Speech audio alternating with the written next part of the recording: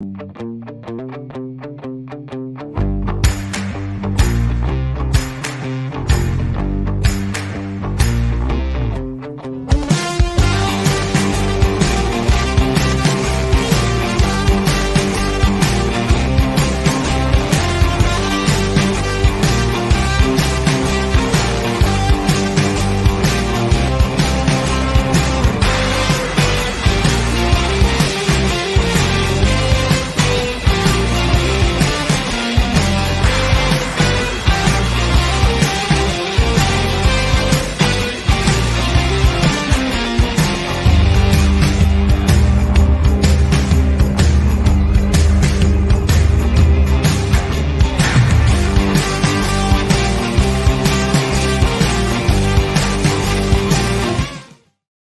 on now, fellas!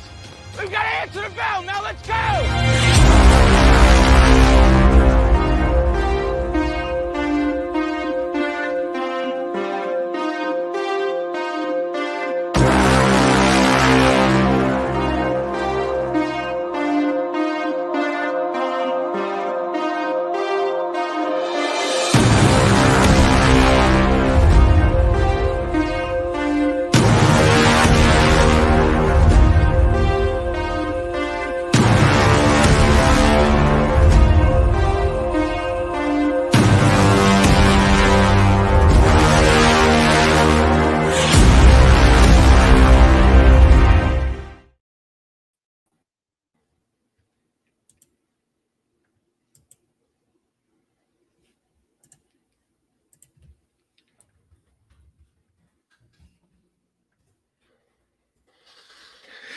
Welcome into this Tuesday edition of Main Street Sports Today, presented by Mid-Tennessee Bone and Joint.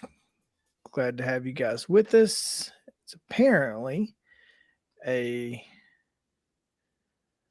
interesting day, Mo. We are currently not available on Twitter for some reason, so hope our folks watching on Twitter will find us on other outlets, whether it be Facebook, Twitch, YouTube, or anywhere else. But anyway, glad to have you guys with us. Mo, what's going on, man? Just looking through the rundown and noticing some scores that we don't have and trying to get those real quick. So there we go. We're back on Twitter, so we're good to go. That's good. That's good. I was getting really worried there for a second. You know what's going on? There's been some changes today on the Twitter side of the Creator Studio, so there's that. Nice.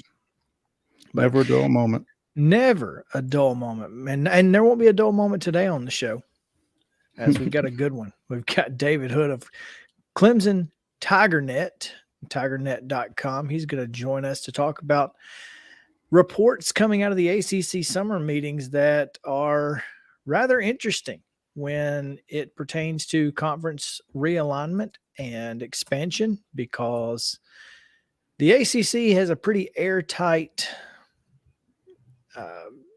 media rights deal that runs through the middle of the next decade. But there are a group of teams looking in to see exactly how airtight it is. So we'll talk to David and see when it's airtight, not airtight, huh? Exactly. That's what they're looking at. So I'm really interested to see what he's hearing out of the Clemson area or the rest of the ACC meetings. We'll also talk to Chip Walters at 3:00, as we do each and every Tuesday. We got Braves and much more. It's also Top 5 Tuesday, and since Mother's Day was Sunday, we've never done a Top 5 TV Moms draft, so that's what we'll do today. We'll draft our Top 5 TV Moms. So all of that is coming your way here in just moments. So appreciate you guys hanging out and sticking around. Until then, though, we will send it to the rundown. This is the rundown. In high school baseball action from Monday, I think that rain interrupted a number of schedules, but at any rate, Independence got in their game against Brentwood in the Region 6-4A consolation round, and the host Eagles defeated Brentwood 3-0. In softball action, it was Beach 7, Cookville 6. Bledsoe County blanked Watertown 6-0. Eagleville with a 5-4 comeback victory over Richland. Community downed East Nashville 17-0. It was Loretto 15, Fairview 4. Forest 15, Whites Creek nothing. Green Hill with an 11-5 win over Gallatin.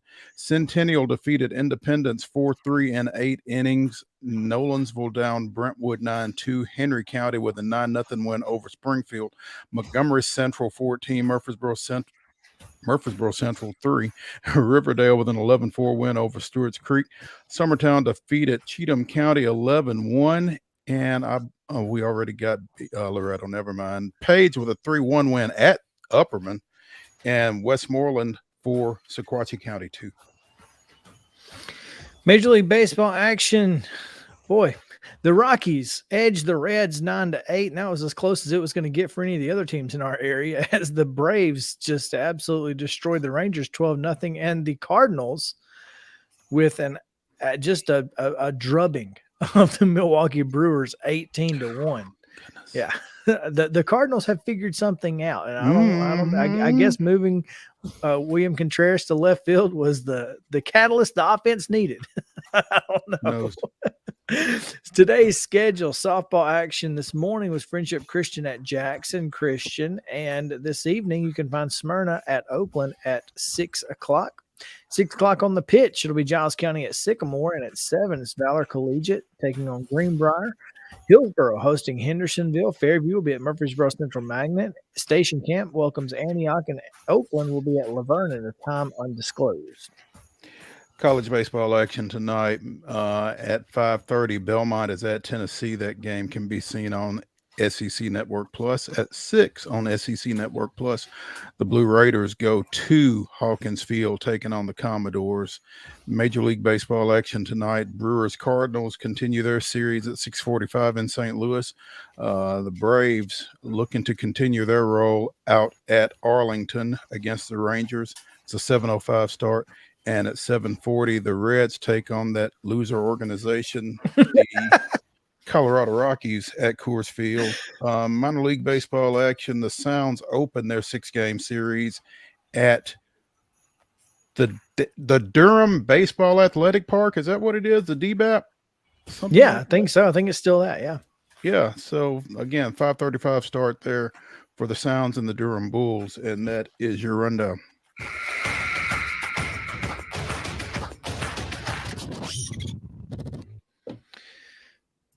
Hit the bull. Win a steak. Every time.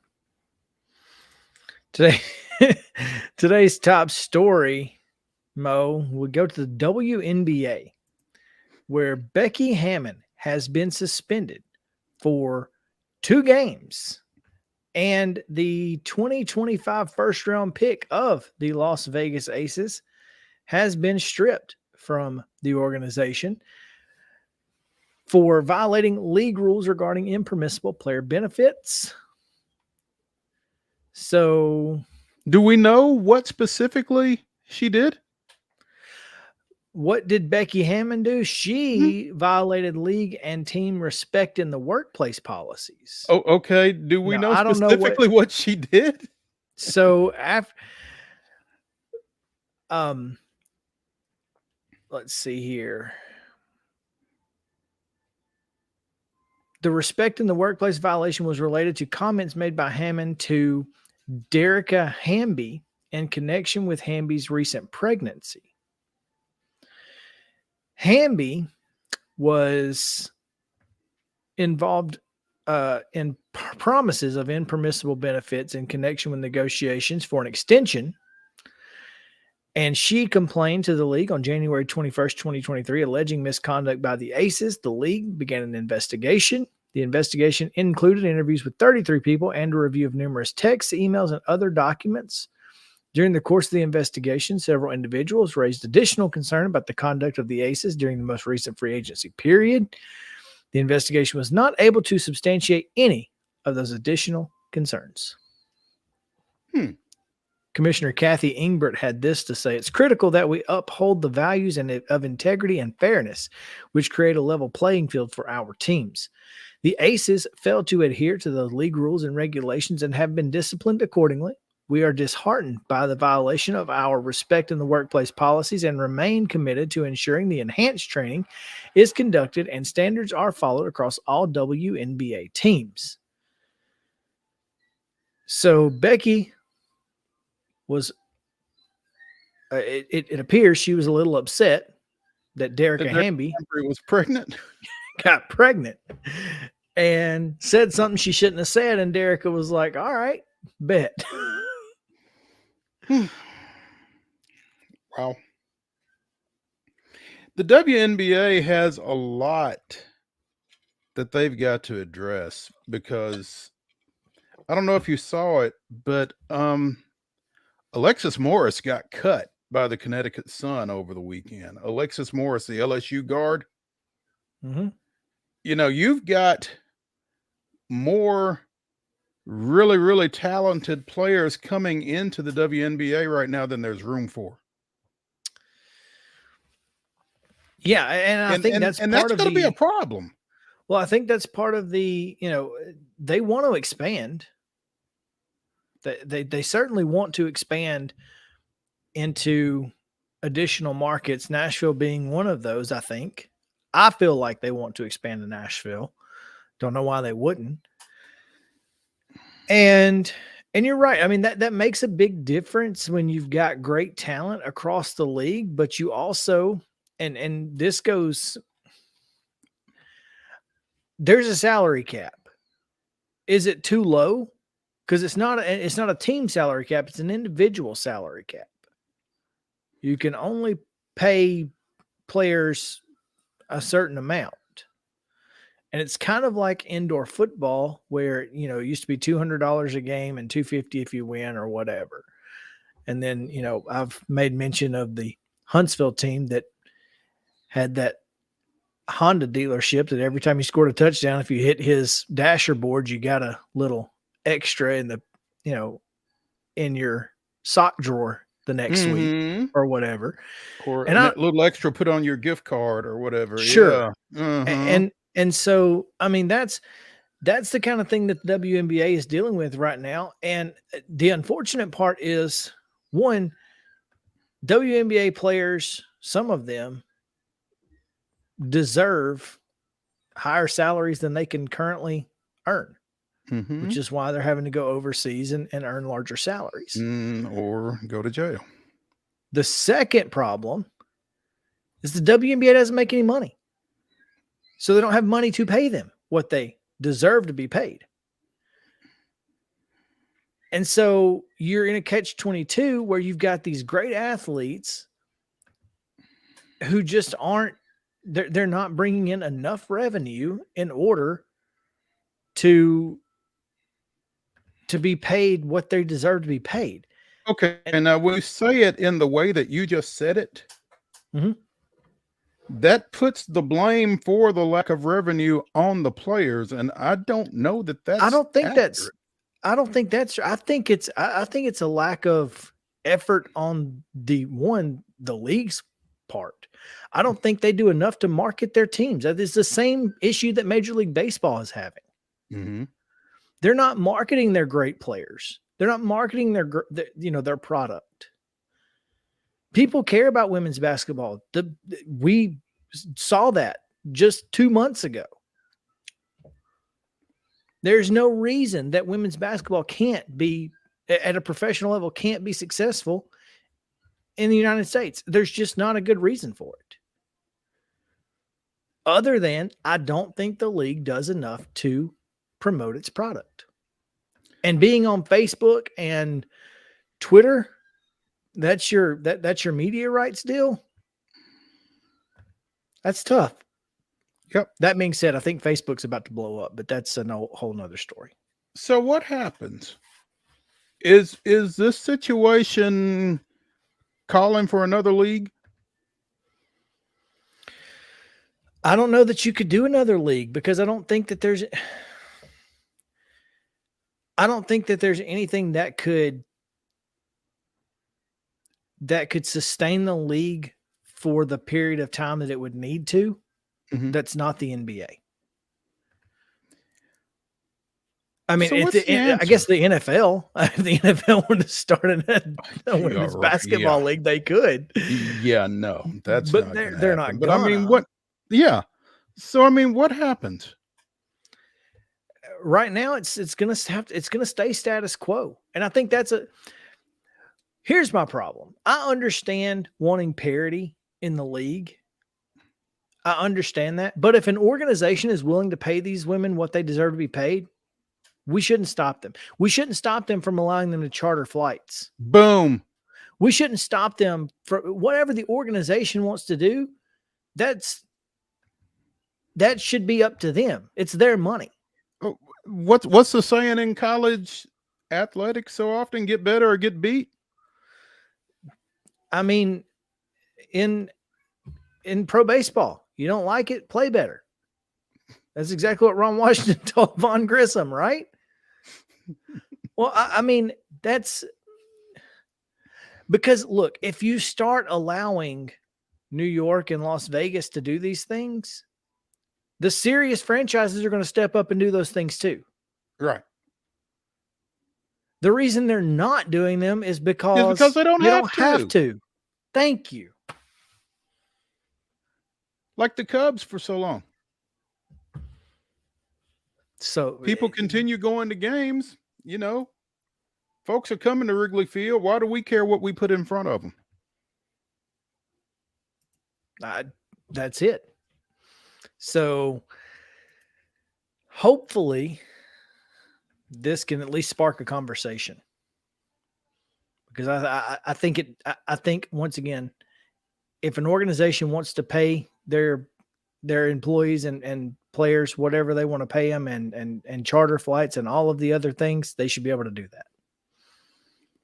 Anyway. And I don't know who the Aces play in those 2 games that Becky Hammon is suspended for, but my money's still on them. Yeah, Becky's a fantastic coach, but let's be honest. I mean, this team. Do we really know? unless it's New York. I mean, that would be the only way that I would think that they might struggle is because that's the only other team that right now is putting forth the same effort that Las Vegas is. Now, Las Vegas just played its preseason game. They only have one.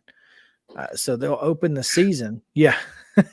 they beat New York in a preseason game, 84-77.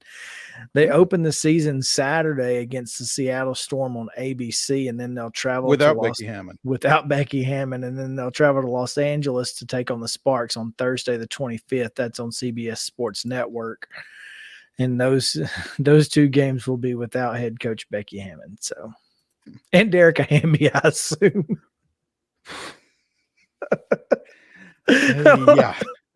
Yeah, about that. Yeah. Oh man. Well, there you go. That's our top story for the day. We'll take a break right here, and we'll get to David Hood on the other side from Tigernet.com. Sorry, and we will talk a little ACC conference alignment right after this on Main Street Sports Today. We'll be back to the Lee Company studio in just a moment.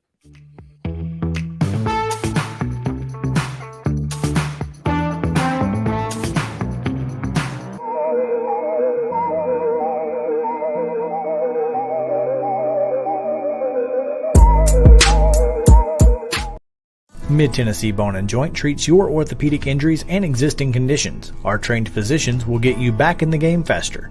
Contact us at 931-381-2663 or www.mtbj.net.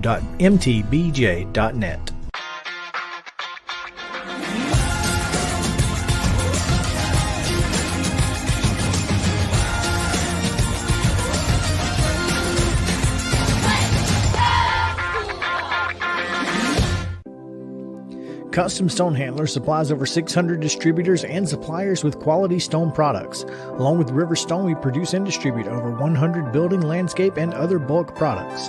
Our goal is to provide quality products, service, and partnerships to ensure our customers' success. We firmly believe that the measure of any person or company is how they treat other people and customers. Give them a call at 931-490-4990 or visit CustomStonehandlers.com. With Lee Company technology, the best handymen are hands-off. Lee Company techs have been using visual findings and other smart technology tools for years to add transparency and virtually take customers along. You see what we see, whether we're in a crawl space or on a roof. With Lee Company, technology helps us help you, no matter what's happening in the world or at your house. You can't see the sights without the sounds. From the crack of the bat to the roar of the crowd and everything in between, discover what Hit City has to offer. Spend your nights cheering on the Nashville Sounds at First Horizon Park with giveaways, fireworks shows, theme weekends, and more. Single game tickets are on sale now. Visit NashvilleSounds.com to claim your seat today. Attention Tennessee homeowners, we want to buy your house. Hi, we are Real Property Solutions, a local real estate investing group. We pay cash for all types of property, so you walk away with more money in your pocket because we eliminate any fees, closing costs, and commissions. Now the best part, we can buy your house as is, meaning you don't have to do a thing to your property. You get to take what you want, leave what you don't, and don't even worry about cleaning. We close on your timeline, whether that's 7 days or 70 days. Interested in selling? Just give us a call and we'll come out to your property and quote you a cash offer within 24 hours. Please call 615-527-8750. That's 615-527-8750. Mid-Tennessee Bone and Joint has been the official sports medicine provider for Murray County Schools for more than 40 years. We specialize in orthopedic service, and our Ortho Quick Walk-In Clinic lets you bypass the ER. Visit us online at www.mtbj.net.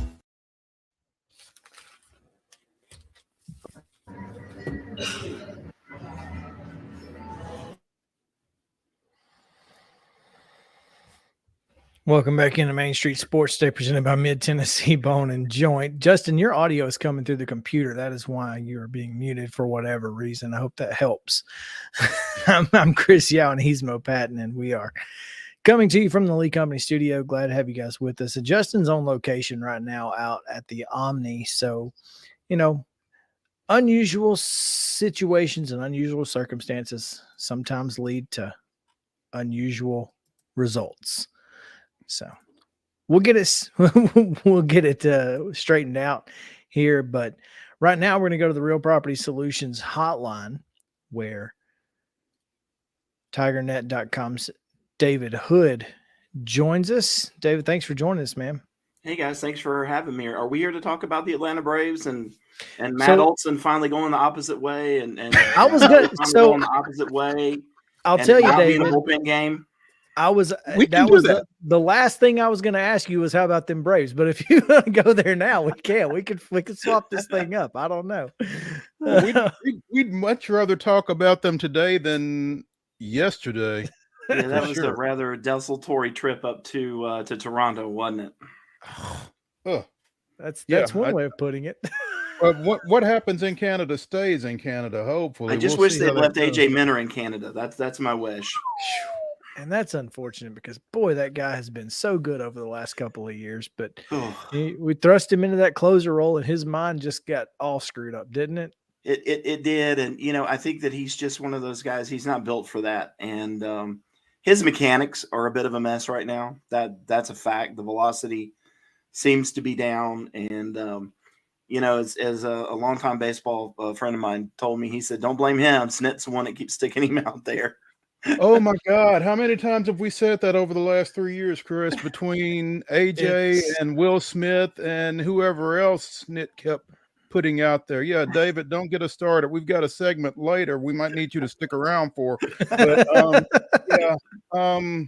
I wondered when we reached out to somebody from Clemson if they would be a Braves fan. I guess we've gotten our answer.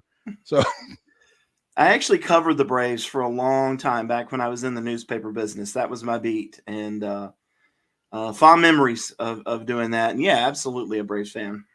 Awesome. Awesome. Well, as I was looking for a photo of you, David, I saw one with the Braves cap, and so that's why I thought, oh, got to talk a little Braves with this guy. If he knows anything about them, we're going to be in good shape. But one thing we are looking forward to learning a little bit about is what's going on at the ACC summer meetings right now, because apparently things are getting haywire. It's interesting. I texted somebody. Obviously you've been around as long as I have. You get sources everywhere, and I texted somebody and I said, "Hey, it sounds like things are a little bit wild down there in your rooms. Anything that I can say?" And the text that I got back was, "Lay low and enjoy the show." And what that means to me is, look, some of the stuff that's been coming out, I reported it a couple of weeks ago. I said in a video a couple of weeks ago, look, Clemson is joined, at this point by Miami and North Carolina and Florida State as kind of a 4-team group that's looking to get out of the ACC. I had heard at that time there may be as many as 6 that were looking to get out, adding NC State and Virginia Tech to the mix. So a lot of this may be not so new to a lot of the people around Clemson, but nationally, yes. And then you have Brett McMurphy report yesterday that there's a magnificent 7. You start adding teams in there. Then today, Greg Slam says there's an 8th. Can they dissolve the grant of rights? But to me, what it means with, enjoy the show, we all knew that this was coming. And this is a chance for Clemson, for Florida State, for Miami to let the other athletic directors in the league know this is what's coming. You can't stop it at this point. This train's already starting to roll down the tracks. We're just letting you know that this is happening as soon as we get all of this figured out. So ultimately, David, what happens? Do those schools just become free agents, basically? I don't think that they become free agents. I don't think that they leave until everybody has a landing spot. That's the key thing to me. You better have an invite in hand from the SEC. You better have an invite from the Big Ten or the Big 12 before you decide to leave. And I think that that's part of that posturing that I was talking about. Do I think that back channel conversations are going on? Absolutely. Do I think that the Big Ten is talking to some of these schools? I know the Big Ten is. I've been told that the SEC is kind of more wait and see at this point. They're happy with where they are. The SEC says, let's add Texas, let's add Oklahoma, let's figure out our scheduling model. Are we going to go from 8 conference games to 9 conference games? And then let's see where we are. But what happens if the news starts to break, hey, the Big Ten's going to poach Clemson and Florida State in the SEC's backyard? Then the SEC is going to go, hey, guess what? We're taking our blinders off. We need you guys. And, I think that, what we're starting to see now is kind of that opening salvo to figure out where everybody lands. Well, I think that's a fair overall look at it. And I think my question is, if it's the Big 12 who's calling and who's really in this, what's the point? Yeah, I think for the Big 12, they want to be a national conference because, they're already talking about poaching teams from the Pac-12. Right. They're talking about poaching Colorado. They're talking about poaching Arizona. Can they add somebody else from the Pac-12? Well, they've already got West Virginia now. Can they add somebody from, even further down on the East Coast? Can they add a North Carolina State or somebody like that, become a true national conference to where when all of the dust settles, now you're going to have 3 conferences that are in play for all of this. You're going to have, the Big 12, the SEC, and the Big 10. And what I try to tell people, it's so funny that down at the Orange Bowl, I had a conversation with a money person that's really big in college athletics. And I said, is it still the Power 5? And he said, it's not the Power 5 anymore. It's the Power 2. It's the Big 10 and it's the SEC. And, the Big 12 doesn't want to get left behind, and they realize that.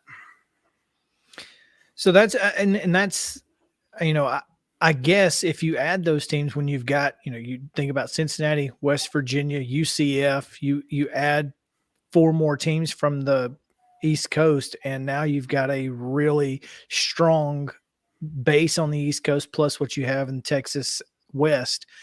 That would make a lot of sense for the Big 12. And they then become what was thought to be a potential afterthought into moving into at least probably the number 3 spot on the conference level. So them not having a TV deal in place right now, I think is that a problem for these ACC schools, or is that a negotiating power because they don't have to go into a deal that's already there? Yeah, I think negotiating power. I think the Big 12 actually don't they have a deal? Am I wrong on that? It's the Pac-12 that doesn't have a deal. They're still negotiating. And from what I understand, the Big 12 has kickers inside their deal that says if we add other teams, then the revenue goes up. That's right. They signed the deal in October. They signed the deal last year right after the SEC and the Big Ten did theirs. So, there's kickers added for these teams. There's incentives. And, for the ACC, you're hearing about a lot of things like athletic directors are fighting. I don't believe that, but I believe that there's a lot of angst in that athletic director's room because if you're Syracuse, what happens to you? If you're Boston College, what happens to you?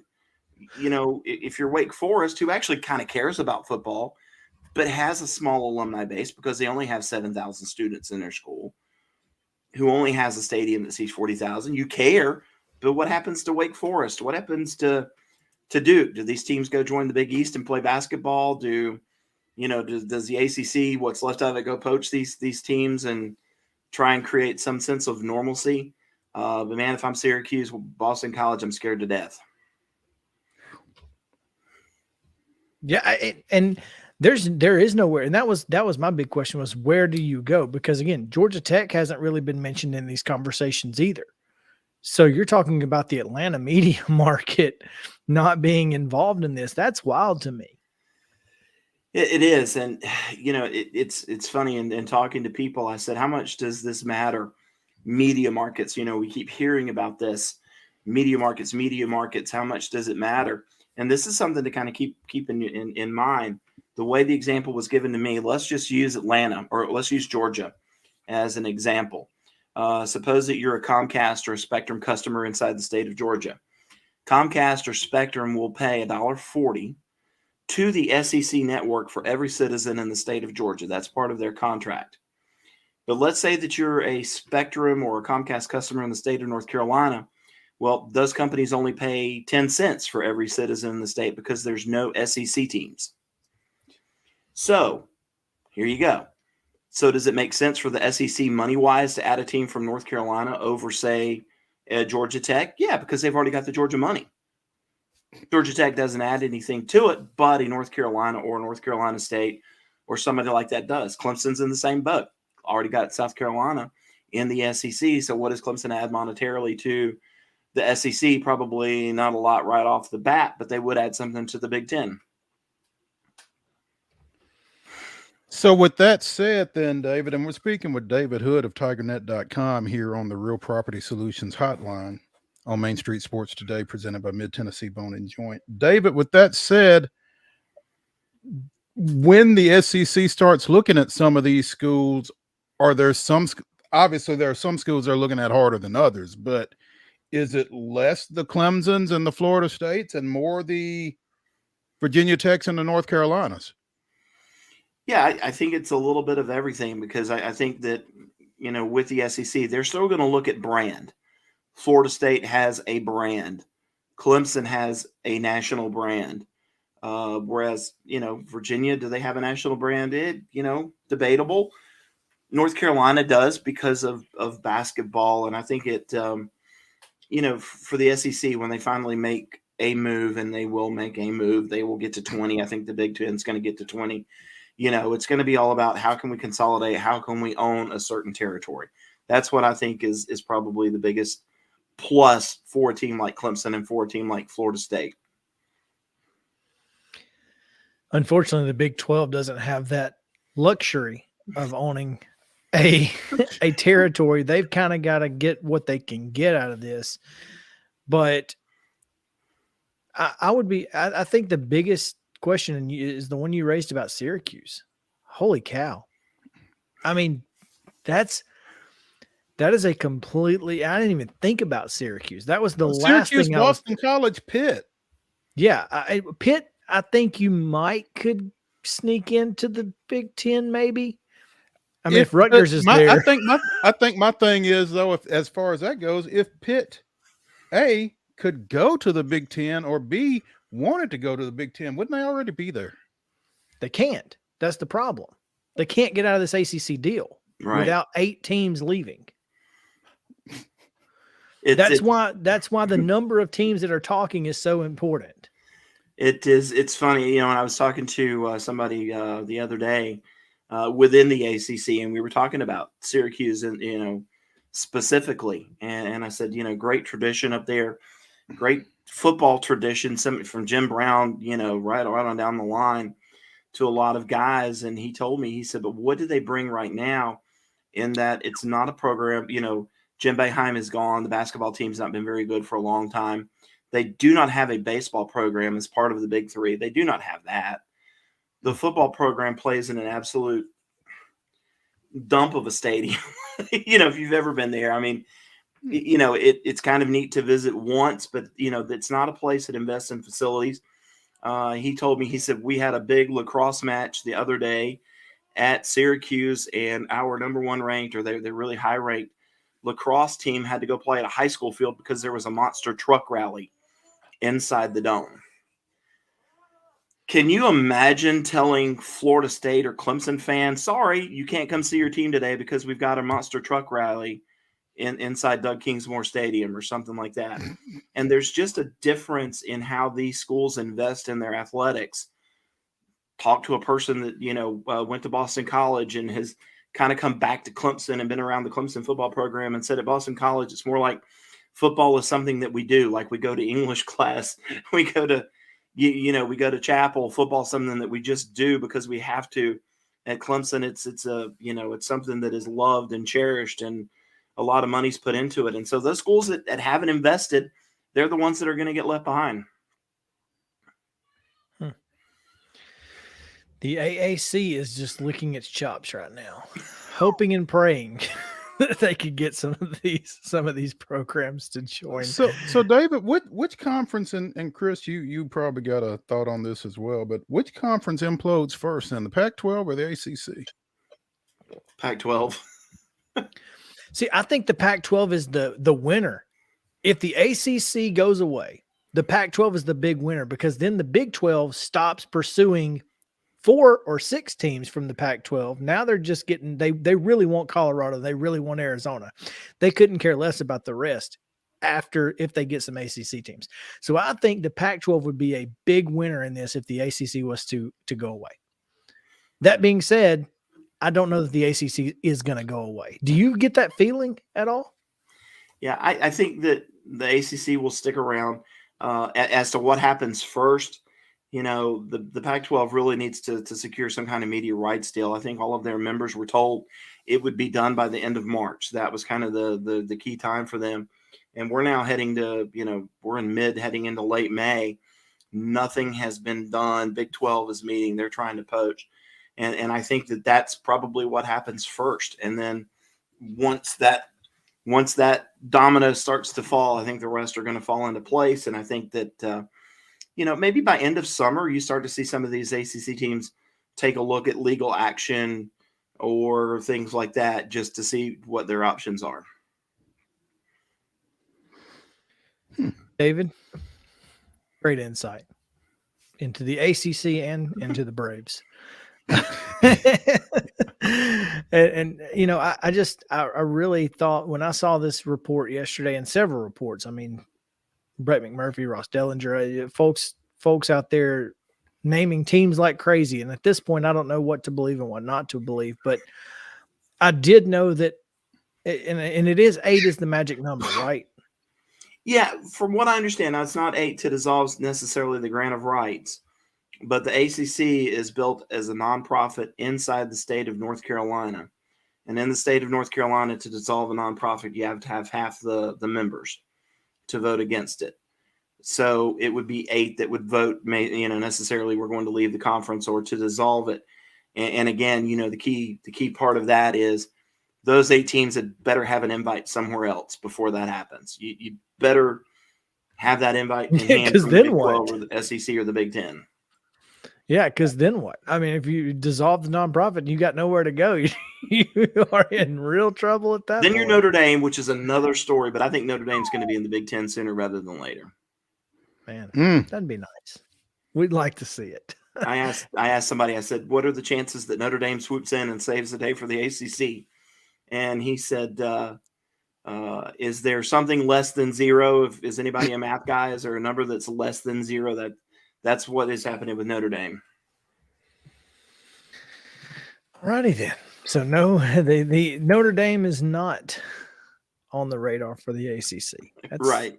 That's good information. Good information. David, as always, we appreciate anything that we can get from our friends in the ACC because we don't get a lot of information out of there. So we appreciate when you guys will come on here in Middle Tennessee and SEC country and tell us what's going on over there. We appreciate it. And again, hopefully the Braves bats will continue tonight. Yeah, and it just, right now I just want to see, does Ozuna play and does does Mentor pitch? That's going to affect how happy I am by the end of the night. Hey man, have you did you guys see Marcell Ozuna's May stats? Yeah, he's got 6 of his 8 home runs have come in May. He's hitting over 300 in the month and just absolute 300, 391, 775 with a 1.166 OPS, 6 homers, 12 ribbies, only 7 strikeouts with 6 walks. In the month of May, he has certainly heated up, and the trip to Miami is all he needed. And Snit's walking around like he split an atom or something. I imagine it's like, see, I told you. And that's why he'll tell you like to me be now. Patient with AJ Minder because it's a long season. Yep, it is. In fact, well, guys, I appreciate you having me on. It was great to talk to you. Hey, thank you, David. All right, this is David Hood on the Real Property Solutions Hotline. 615-527-8750 is the number to call.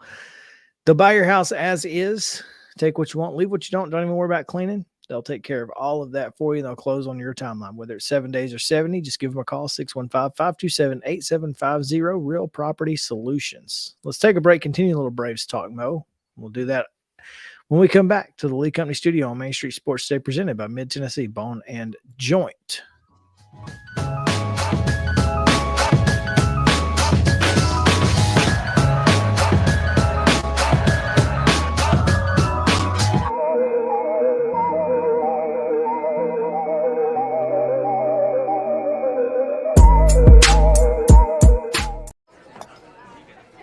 You've been putting back a few, and a few becomes a few too many.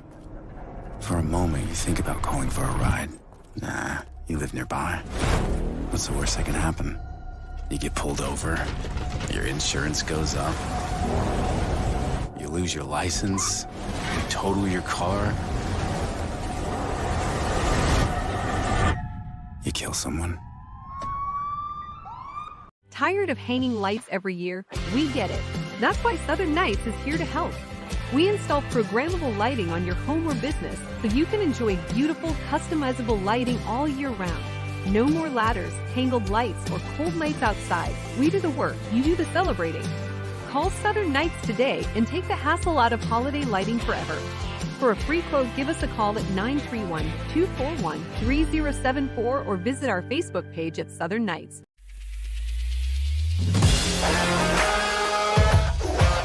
Hockey in Music City just hits different. It's one big honky-tonk party. It's the sea of gold in the crowd, the goals, the saves, the celebrations.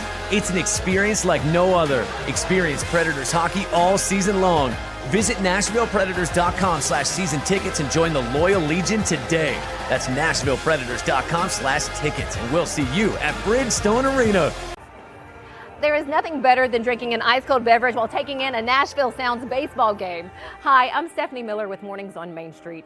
The Nashville Sounds and Main Street Media Television have teamed up to promote Sunday Family Fun Day here at First Horizon Park, each Sunday home game. Just go to your favorite Main Street Media website and click on Sounds Main Street Media Day banner to register to win free tickets. And then we'll see you here at the ballpark.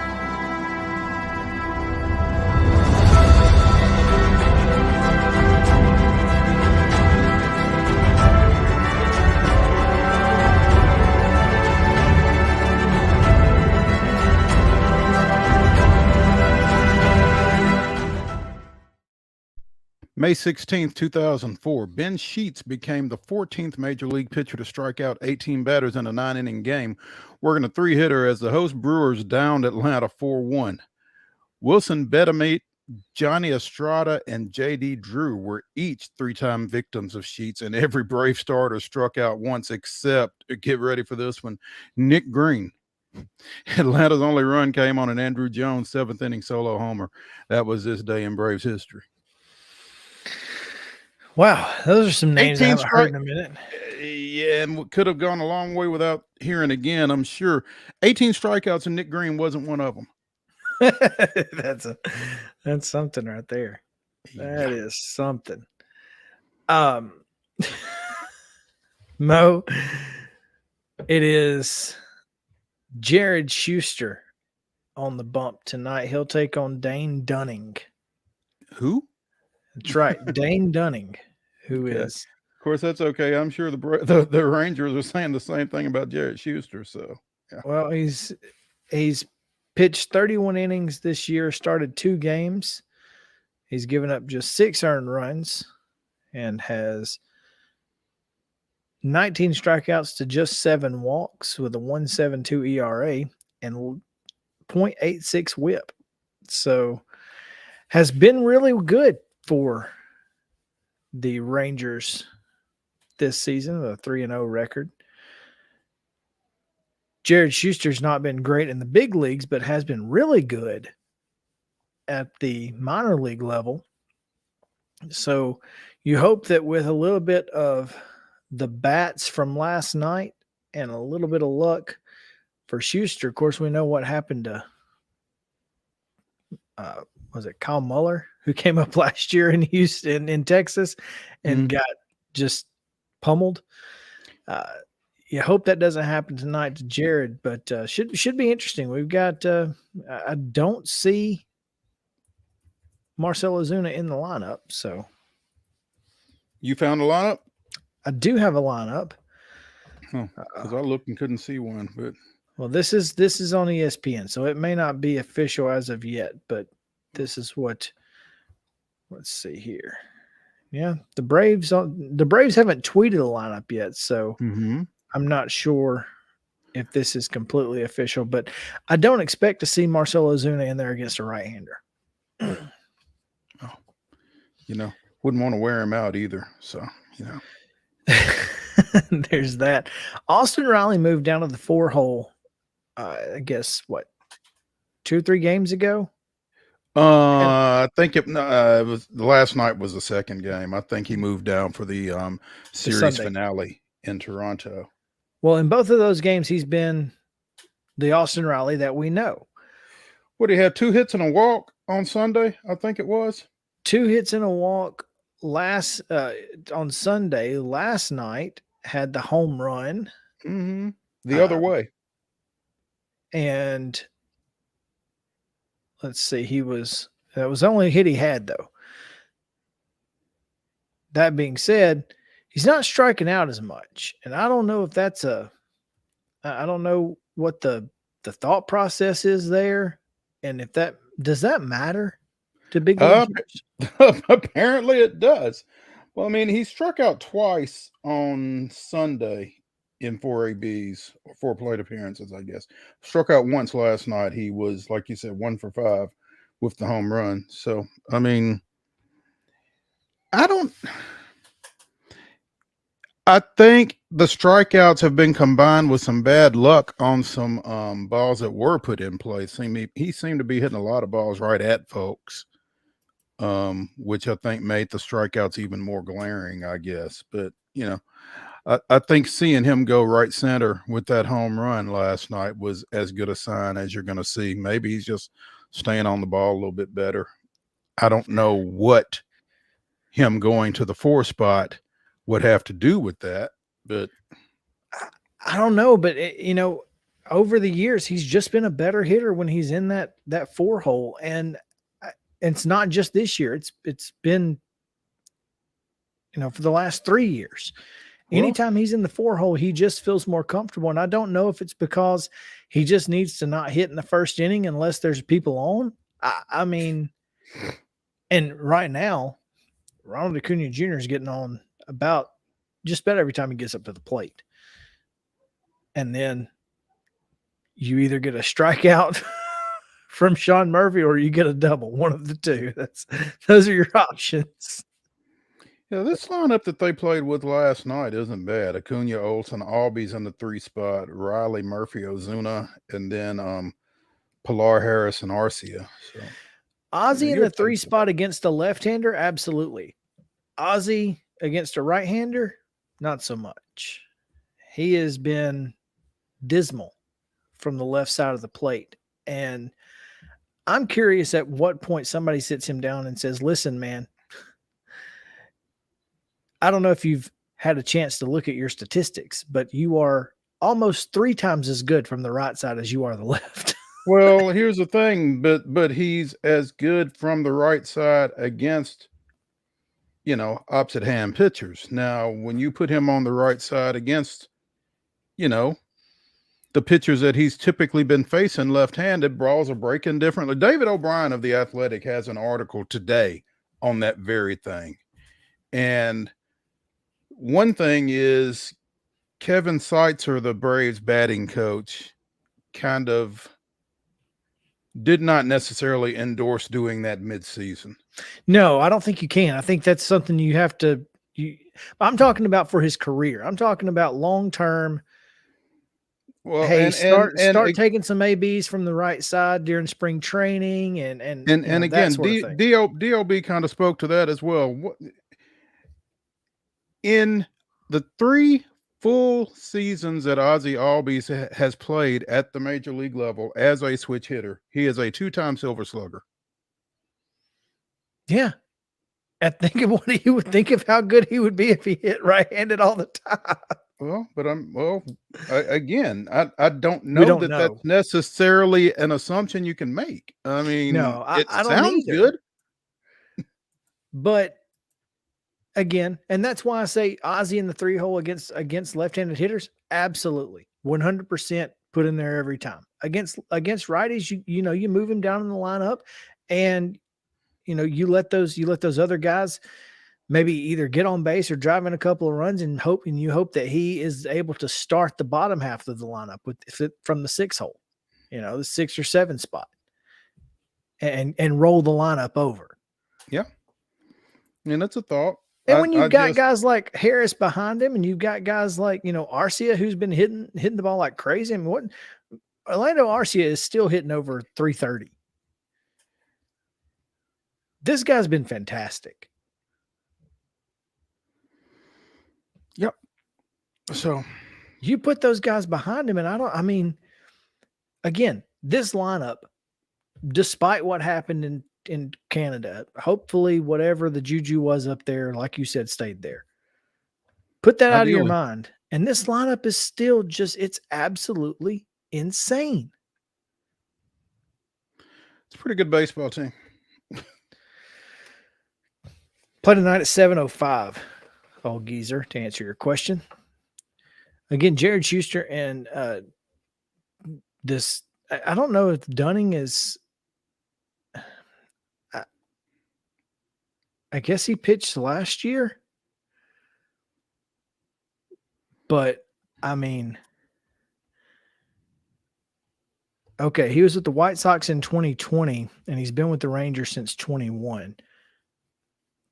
So this is his 3rd full season. He only started 7 games with the White Sox in 2020. Of course, that was the shortened year, so I don't know if that was a full season. It might have been. I guess 7 starts might have been a full season for the White Sox. All right. They only played 60 games. So, but yeah. So, and he's been pretty good. I mean, mid 4.5 and 4.46 over the last 2 years. So he's been certainly remarkably better this year than he has in the past. But so are the Texas Rangers, 25 and 16 right now. This is not the Texas Rangers of the old. Well, when they threw the money that they threw at Corey Seager and at Marcus Simeon and Jacob DeGrom, they 2 out of 3 ain't bad. Yeah. Well, I mean, you just knew they were serious. Yeah. And they've gotten some results out of it. Simeon, of course, playing. Seager and DeGrom. Seager is hurt and DeGrom stays hurt. So, but yeah, like you said, 25 and 16 after that loss last night. And well, you're also getting an actual Adolis Garcia year. A year that you expect from a guy like Adolis Garcia. 10 home runs, hitting 250. He's got 42 ribbies already. That's insane. Yeah, that is crazy. Through 41 games. And that's a guy who hasn't been that good in the past 2 years. He's been, average for 2 or 3 years. But at one point was one of the best third basemen in the game. So, I don't know. I mean, I'll be interested in this one. I think it's going to be a good ball game. I hope Jared Schuster does not allow this season, whatever may happen, to affect him too much, because I do think he's got a long-term big league career ahead of him. Yeah, I think Jared Schuster is kind of at a different position, obviously, but I think Jared Schuster is kind of Vaughn Grissom 2022. I mean, I think he's being asked to do more at the major league level than perhaps he should be. Perhaps he expected to. Pitched well in spring training, turned a lot of heads, but might be a little ahead of what the expectations were for him, maybe coming out of 2022 or going into spring training. So, and because of where the Braves pitching is, maybe a little bit more is being put on him than is deserved. So I think that's a great way to put it. Real quick before we get out of here, staying in baseball, Aaron Judge. What was he looking at last night? I would like to know your thoughts. I don't know, but I mean, I don't know how you can, the fact that you can take your eye off of the pitcher in the middle of an at bat when those guys are throwing what they're throwing is pretty amazing to me, period, regardless of what you were looking at or what it was you were trying to figure out or what had you distracted. But so I saw a theory that the pitcher had a tail. And he was trying to alert his teammates when he did it that he was doing it right then. I saw that the pitcher had a tail and they were picking it up in the dugout and trying to get it to him. Okay. That's either way. I don't think there was a sign stealing or signal stealing. I don't think the Yankees were cheating. I don't think the Yankees were cheating. I guess it depends on what you call tipping pitches. I mean, if a pitcher is tipping and somebody's picking up on it, that ain't cheating. That's not cheating. That's on you. Yeah. That's a skill. That's not reading the signs.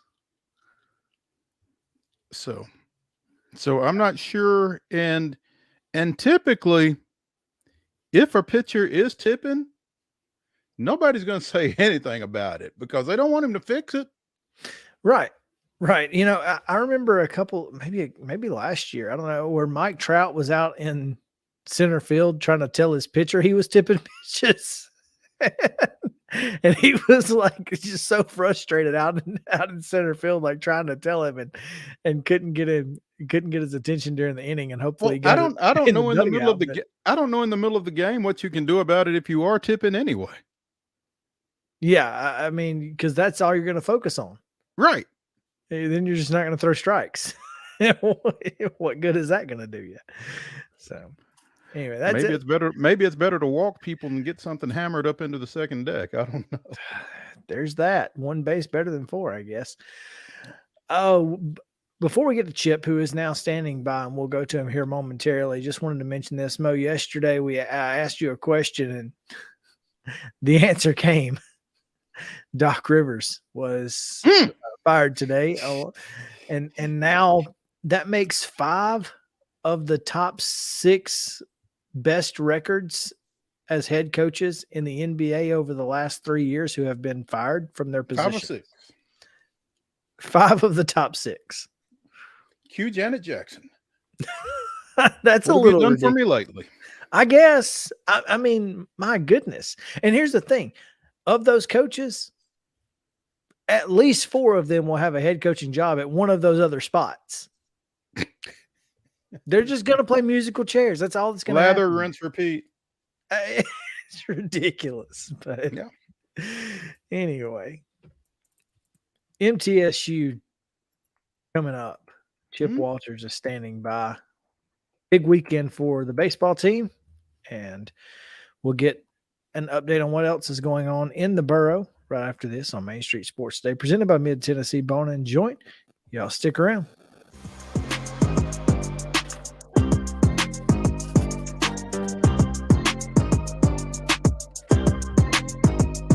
Mid-Tennessee Bone and Joint treats your orthopedic injuries and existing conditions. Our trained physicians will get you back in the game faster. Contact us at 931-381-2663 or www.mtbj.net.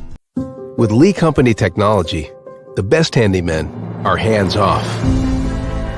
Lee Company techs have been using visual findings and other smart technology tools for years to add transparency and virtually take customers along.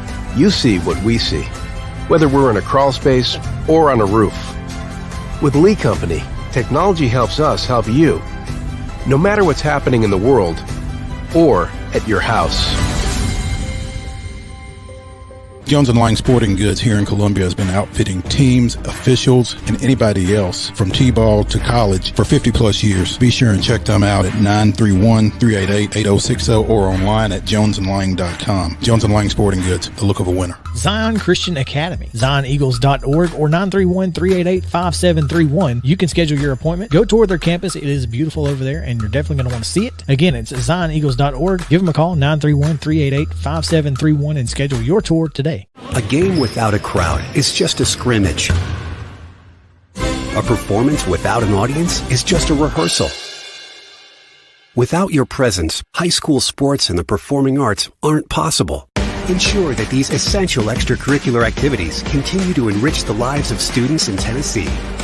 Purchase a ticket to your local high school's game or performance. This message presented by the TSSAA.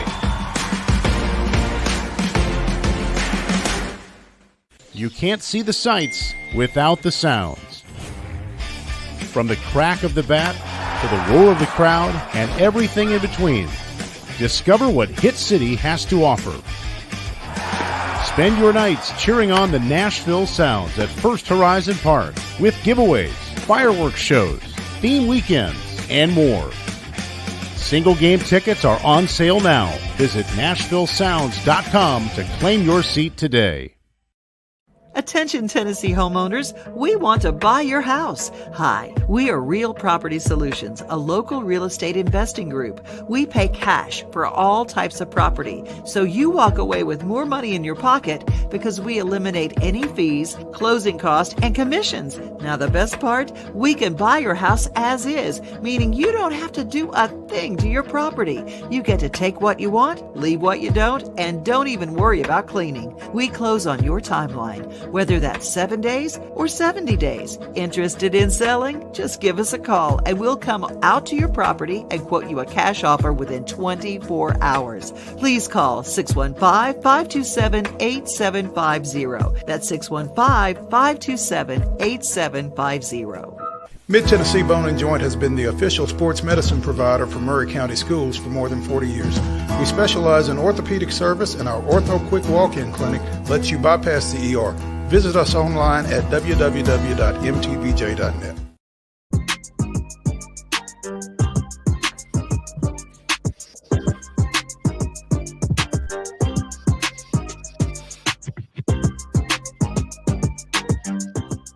Welcome back in Main Street Sports Today, presented by Mid-Tennessee Bone and Joint. Chris, Yow and Maurice Patton here with you on this Tuesday. Glad to have you guys with us, and glad to have our esteemed Tuesday guest, Chip Walters, joining us on the Real Property Solutions Hotline. Chip, what's up? Boy, a lot of stuff is going on, and when you hit the middle of May and you still have a lot of teams playing, and that's a good thing. Golf, second round of the NCAA today. Softball starts the regional on Friday. The Blue Raider baseball team, huge weekend coming up. So just a ton of stuff going on, and baseball plays their last regular season non-conference game tonight against what will probably be a mad Vanderbilt team, but that's okay. And so that'll wrap up the non-conference slate tonight. But just a lot of stuff happening. Where do you want to start? That's a good question. Where do we want to start? Let's start, Chip, with something that we probably should have touched on last week, but I don't believe we did. MTSU Lady Raiders were honored will be officially, I guess, honored by the Tennessee Sports Hall of Fame. They were named the Female Amateur Team of the Year earlier this month. We've not talked about that, have we? No, I don't think we have, and that's correct. And you look around, there were some pretty good basketball teams on the women's side this year, and then when you throw in all the other sports that are involved, that's a really high honor from a great organization. Brad Willis has taken the Tennessee Sports Hall of Fame to new heights, and for the Lady Raiders to be recognized as the Female Amateur Team of the Year in Tennessee after an outstanding season, had great RPI, NCAA tournament trip, and all that. Coming up, I think July 22nd, somewhere right in that neighborhood is the date of the banquet, and so that'll be a lot of fun for them to be involved with that. And of course, there's another person with a middle, obviously a very deep tie to middle, and that is Steve Smith, who is the chairman of the board of trustees, but also former student athlete. He and his family, great benefactors to the university and to the athletic department, and he'll be going in as an inductee this year. Absolutely. He, along with, among others, Eric Berry, Keith Bullock, Mike Fisher, John Henderson, Teresa Lawrence Phillips, Zach Randolph, and Les Robinson from ETSU, also on the list of inductees in this 2023 class for the Tennessee Sports Hall of Fame. So, yeah, it's going to be a big night down there at the Omni Nashville, like you said, on July 22nd. But again, I didn't think that we had talked about that, and I felt like we were remiss in not doing so. So that's right. Well, I'm glad you brought that up, because that is certainly something that's on the summer agenda. Yeah. Chris? Well, let's talk about baseball, because a couple of big hits from one guy. Gets a couple of big wins over the weekend. Golly, I mean, JT Mabry and Mr. Palmer asked me to on Saturday rather, because it ended up being a doubleheader. He said I think he's had some allergy problems. He goes, "Do you mind doing game 2?" I said, "No, I'll be happy to." It always is fun to kind of scratch that itch a little bit and get to do some baseball, and so, Middle got a great outing from Eric Swan, who ended up being the Tennessee Sports Writers Association Player of the Week. He went 5 2/3 of no-hit ball, and according to Coach Jerry Myers, and I concur, his best outing since he came to Middle. And as soon as he came out, Middle gave up a 2-run homer, got behind 2-1, got behind 6-1, and then we get to the bottom of the 8th inning, and Middle scores 6 in the bottom of the 8th to go ahead 7-6. UAB comes back, scratches a run in the top of the 9th. Middle can't score in the bottom of the 9th. UAB gets a man on in the top of the 10th, can't score him, and then with one out, JT Mabry comes up and just rips one over the left field wall, and so just a big solo home run, gave Middle the sweep, won the series, guaranteed a spot in the tournament, and then on Sunday just couldn't get the bats going, but win 2 out of 3, and I'm telling you, outside of second place in the in Conference USA, there are 5 teams within 1 game of each other going into the final weekend. So it's certainly an entertaining league this year for sure. And Chip, for some reason, I had never made the connection, and I saw somebody ask you on your Facebook over the weekend. JT comes by his offensive talents pretty naturally. The son of 14-year Major League veteran John Mabry, spent most of that with the Cardinals, and maybe that's why I didn't make the connection, but also played with the Mariners, Rockies, Phillies, A's, Padres, Cubs, and Marlins. Well-traveled, John Mabry. But modeled a few uniforms, didn't he? yeah. But I had just never made that connection, and once you did, it's like, I could have had a V8, duh. But nice to see him have a weekend like that. Well, and he's a 4-year guy that his final weekend at home, to be able to do that and get a game winner and a walk-off, he certainly deserves it. He's given a lot to the program, and with that mentality of being, just a lifer in baseball with his dad and all that, you couldn't have had a better guy at the plate at the right time on Saturday, and really happy for him. A really important couple of wins for Middle, and as you mentioned, Conference USA baseball is just an absolute hodgepodge at this point. Outside of DBU, it's kind of pick a team out of a hat and go with it. But what does this what does this team feel like right now? Do they really think that you watch the softball team and it's a tournament sport? Why not? Why not us, right? That's exactly right. And the thing I really like about, there's a lot of things I like about Jerry Myers. He's just, number one, just an outstanding person. And he, was the pitching coach for Jim Toman last year and has continued on that role as the interim head coach. He's done I think a very good job with a group of freshman pitchers, to try to mix and match and bring them along, get them better along the way. And they were, they were doing great for a long time. Kind of hit a little bit of a wall, but a lot of people do when you have to play Dallas Baptist, and that's just kind of part of it. But they've come back and he's moved some people around in different roles, and Jaden Ham had a great start last weekend.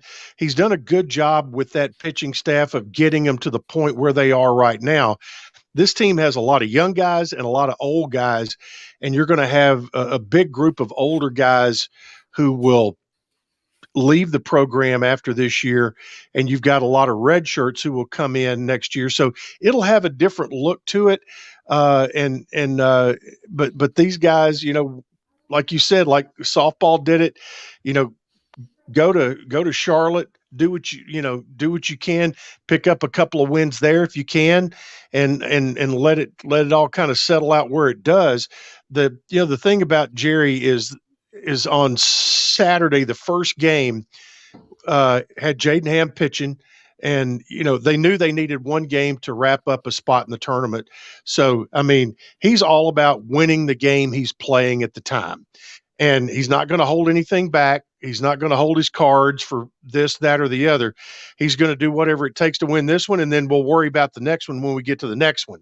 And so it'll be interesting to see what both Middle and Vandy do tonight as far as a pitching plan, because it's a Tuesday night game. Both teams, I know Middle does. I'm pretty sure Vandy, their weekend series will be Thursday, Friday, Saturday this weekend, just like all of the series in Conference USA will be, so they can get home and everybody have a day before they have to head to their respective conference tournaments. Now, with Charlotte's lost game, and of course that was against DBU, right? I think that's right. Of course it was, Conveniently right? so. Conveniently, their lost game just happens to be against the league leader. What does that mean for Middle as far as seeding? I mean, did they need to win all three, or does 2 get them over the top? Well, it all depends on what everybody else does, because, I mean, if Charlotte has a bad weekend, you could win 2 and move up. Western Kentucky, who's 15-12, they're right now a full game ahead of Middle, FAU, and Louisiana Tech. Charlotte, like you mentioned, they're a half game ahead. They're 14-12. So sometimes a lost game can help you. Sometimes it can hurt you. And right now, Charlotte's in a position where it looks like it could help them, because it all goes back to winning percentage. And so, it's just there's so many combinations of things that could happen. Middle could finish anywhere from 3rd to 7th, depending on what goes on this weekend with those 5 teams that are all involved. Dallas Baptist has wrapped up the regular season. UTSA is going to finish 2nd. Then you've got 5 teams playing for 3 through 7. And then you've got 3 more teams that are playing for 1 spot, and they're all in a flat-footed tie at 7-20. So the top 8 go, Chip? Yes, sir. Okay. And FIU, Rice, and UAB 7-20 each. And like you That's said, correct. playing for 1 spot. So that's correct. Okay. Softball, by the way, you mentioned them. As the 6th seed, both times Jeff Breeden has won the Conference USA tournament, they've done it as a 6th seed. They got the top seed Charlotte on Friday. Yes, on Friday, and then came back, played North Texas, and it will go down as an instant classic as far as Conference USA championship games. It ended up going 12 innings, and Middle got a run in the top of inning number 12 that had to be reviewed, and in a very, very close play. But the call stood as being safe, and got North Texas 1-2-3 in the bottom half, and there you go. Now they're heading. Ruston, huh? Yep, celebrated in Ruston. Came home, had a big celebration here over at Happy Sports Lounge for the selection show, and they go to Tuscaloosa and will play Central Arkansas, who has won 44 games this year in the ASUN on Friday at 3:30, and then the other couplet there is Alabama and Long Island. So that's a double elimination regional down in Tuscaloosa, and I think there's going to be a lot of blue in the stands down there. You'd hope so. I'll tell you what, though, you talk about both times Jeff Breeden's won it was as a 6th seed. That's I don't think that's the way you want to draw it up, but you will take it, That's correct. You certainly will. And one other thing before we get out of here, want to make sure mentioned golf team is over in Salem, South Carolina at the Cliffs at Kiowee Falls. And as of today, they are in 11th place at -2. Arkansas is at -39 and running away from the field over in that regional. But it's pretty good. You got 1, 2, 3, 4, 5, 6, 7, 8 teams in the top 50 that are in that regional. Carolina ranks 2nd in the country, but they're 3rd in they're third in this regional right now, and Middle is up 5 shots on Purdue, 3 shots behind Furman, and so they'll go into the final round tomorrow. They've got a lot of ground to make up, but they've had a great year. Well, one other thing we want to mention, Chip, before we get out of here, the Conference USA Outdoor Track and Field Championships were held out in Denton over the weekend, and Stephen Alogi, breaking the conference's 110-meter hurdles mark that it stood for almost 20 years, ran a 13.50 to break the previous record of 13.68 in that event. And Shattered Alogi also shattered it. Amazing what he after I.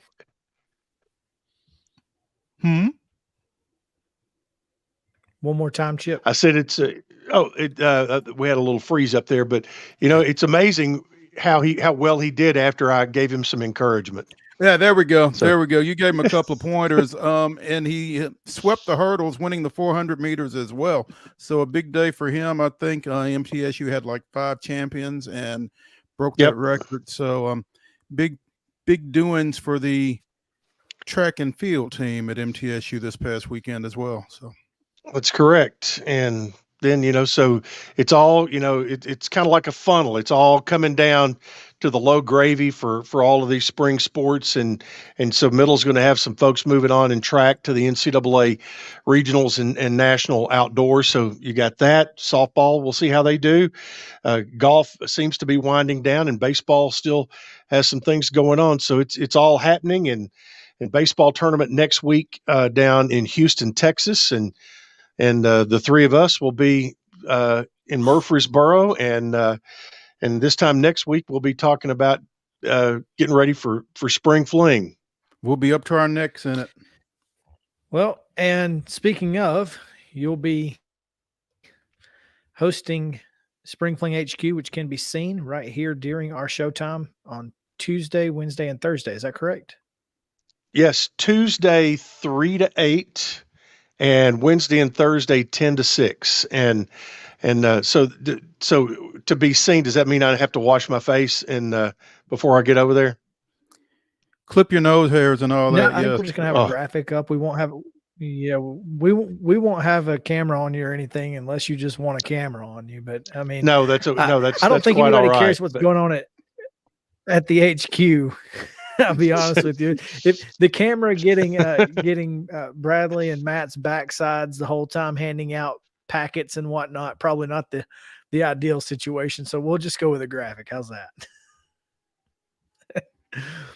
Looks like Chip's the one with that works for me. Today? All right. Yeah. Well, Chip, as always, we appreciate it, and we look forward to talking with you in 2 weeks and hearing from you next week on Spring Fling HQ. All right. Appreciate it. See you guys. Thanks, Chip. It's Chip Walters on the Real Property Solutions Hotline, 615-527-8750, the number to call. We go now to the Mid-South 5 Fitness Top 5 Tuesday. Mid-South 5 Fitness is Dallas Steele and the fine folks over there keeping you in shape, getting you in shape if necessary. SteelAthletes.com and at Steel Athletes on Instagram. That's STEEL Athletes. We go now to TV moms this week, as obviously Mother's Day was this weekend, and we all love mothers. I hope everyone loves their mom. I know Mo does. That's all I can tell you. Anybody else? I don't know. But all right. Justin, do we have results from last week at all? We do not yet. It's in circulation after when I post it. So all right, so that means we got to just go with drawing out of a hat. Is that what we're doing here? I don't know. Yeah. We'll just go with, how about this? We'll go Mo first, Justin second. I'll go third this week because I know that mine was the best last weekend anyway because of Jerry the King Lawler. Thanks. Or works for me. All right. Go ahead, Mo. Claire Huxtable from The Cosby Show. Claire Huxtable. That's a good one. Are we doing All right. TV shows, right? Not movies, or does it matter? Well, yeah, it's really on-screen moms. Whatever you want. I mean, it's you throw it out there, and fictional we'll tell moms. you if it's good or not. Yeah, there you go. Well, this was a TV show one, but I was just making sure. Everybody Loves Raymond's mom. Ray's mom, so the grandma. Ray's mom. Correct. Not Ray's wife. What was her name? Ellen? It was Deborah. No, No, Deborah. Ray's wife was Deborah. I don't remember what his mom's Marie. name was. Yeah. Marie. Mm-hmm. Okay. Okay. All right. I'm gonna go with Sophia Petrillo. That's a good one. That is Golden Girls for those uninitiated. Yes, that's a good one. All right. Mo? I'm gonna stay on NBC and go with Vivian Banks from The Fresh Prince.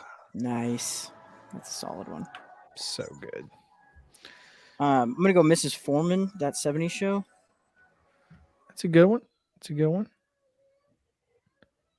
She was a good mom in a lot of things, in a lot She's of different shows. Actress mom for sure. Yeah. My number 2, Reba. That's a good one. I didn't think about that. Do love me some Reba. Yeah. You know, I don't know if you've seen is it True Lies? Is that the show that's on CBS made off the show? I've not seen the show. Van is Arnold Schwarzenegger. Oh dear. Yeah. I don't know that I can watch it. Yeah. I loved Van because he was the quarterback of arena football teams in Reba. God, he was so goofy. He was. My number 3. I'm about to piss somebody off. I'm going with Tammy Taylor from Friday Night Lights. That's a good one. I'm a really good one. I'm gonna go classic June Cleaver. Mm-hmm. Good value in the 3rd round. Thank you, sir. You can pick the show, whichever one you want, Maud or Good Times, but Florida Evans. All right. It's my turn? Yes. Now it gets dicey. I'm going with Peg Bundy.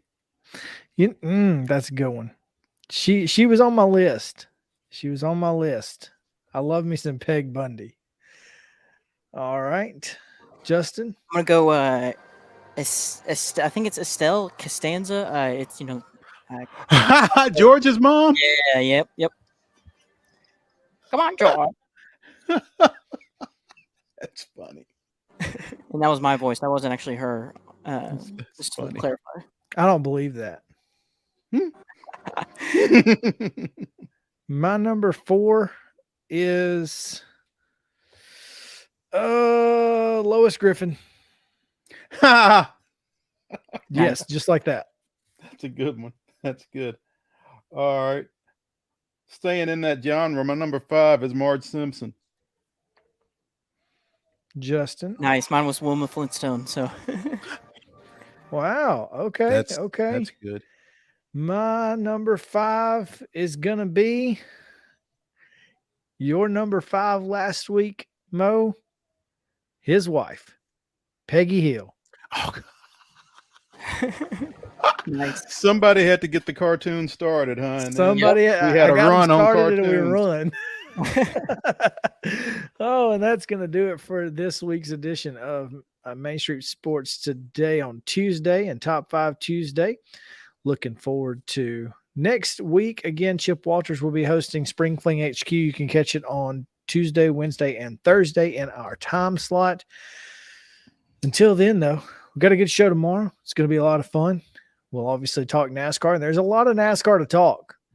I mean, a lot of NASCAR to talk about. So we'll get to that as Charlie bangs on the window right outside my Hey, But, and I think we also have orthopedic surgeon That's right, Zach Farr from Mid Tennessee Bone and Joint to talk a little baseball.